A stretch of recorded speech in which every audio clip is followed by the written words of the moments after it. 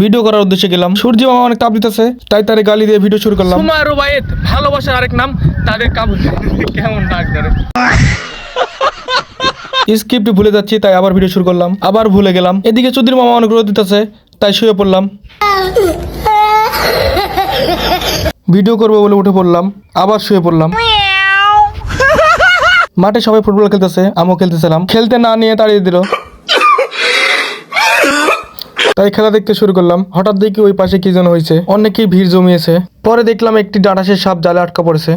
সাপটি মানুষ দেখে পালিয়ে যাওয়ার চেষ্টা করতেছে, কিন্তু পারেনি, কারণ অনেক বাজেভাবে ফেসে গেছে জালে। দেখে অনেক খারাপ লাগলো, কিন্তু তারপর আমি কিছু করতে পারছিলাম না, কারণ আমি সাপ দেখে অনেক ভয় পাই। অনেক বড় এই সাপটি, প্রায় 8 হাতের মতো হবে। সবাই মিলে জাল থেকে সাপটিকে খুলে দেওয়ার চেষ্টা করতেছে। এদের সাহস দেখে তো আমার মাথা বনবন করে ঘুরতেছে। সাপটি অনেক কষ্ট পাচ্ছে, কিন্তু সে তো জানে না তাকে উদ্ধার করার জন্যই এমন কাজ করা হচ্ছে। অনেকক্ষণ ধরে সবাই চেষ্টা করতেছে, তাও খুলতেছে না, কারণ অনেক বাজেভাবে ফেসে গেছে। আরেক ভাই বিড়ি জ্বালিয়ে সাপ উদ্ধার করার চেষ্টা করতেছে। অনেকে মজা নিচ্ছে এই বিষয়টি নিয়ে, কিন্তু মোটেও এটা মজা নেবার বিষয় না। সাপটি শুধু বুঝতে পারছে সে কোন বিপদে আছে। অবশেষে জাল কেটে উদ্ধার করা সম্ভব হয়েছে। এখন সাপটি নদীর পাড়ে ছেড়ে দেবে, তাই জন্য সবাই নদীর পাড়ে নিয়ে যাচ্ছে।